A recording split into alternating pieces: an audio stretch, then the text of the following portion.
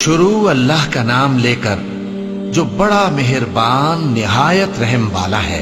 और वो फरमाएगा कि गुनहगारों तुम आज अलग हो जाओ।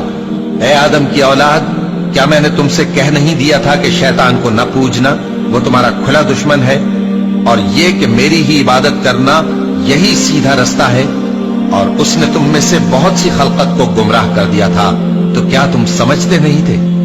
यही वो जहन्नम है जिसके तुम्हें धमकी दी जाती थी। जो तुम कुफ्र करते रहे हो उसके बदले आज इसमें दाखिल हो जाओ। आज हम उनके मुंहों पर मोहर लगा देंगे और जो कुछ ये करते रहे थे इनके हाथ हमसे बयान कर देंगे और इनके पांव इसकी गवाही देंगे। और अगर हम चाहें तो इनकी आंखों को मिटाकर अंधा कर दें, फिर ये रास्ते को दौड़ें तो कहां से देख सकेंगे।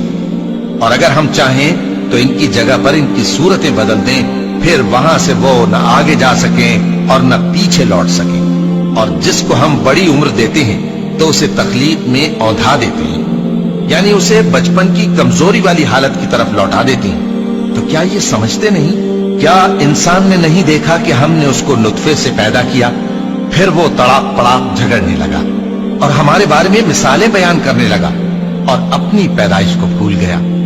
कहने लगा कि जब हड्डियां बोसीदा हो जाएंगी तो इनको कौन जिंदा करेगा?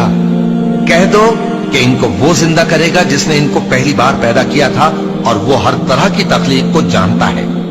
वही जिसने तुम्हारे लिए सब्ज दरख्त से आग पैदा की, फिर तुम उसकी टहनियों को रगड़कर उनसे आग निकालते हो।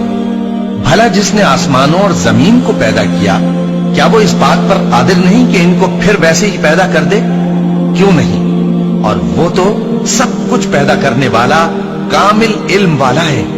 उसकी शान ये है कि जब वो किसी चीज का इरादा करता है तो उससे फरमा देता है कि हो जा, तो वो हो जाती है। वो जात पाक है जिसके हाथ में हर चीज की हुकूमत है और उसी की तरफ तुमको लौट कर जाना है।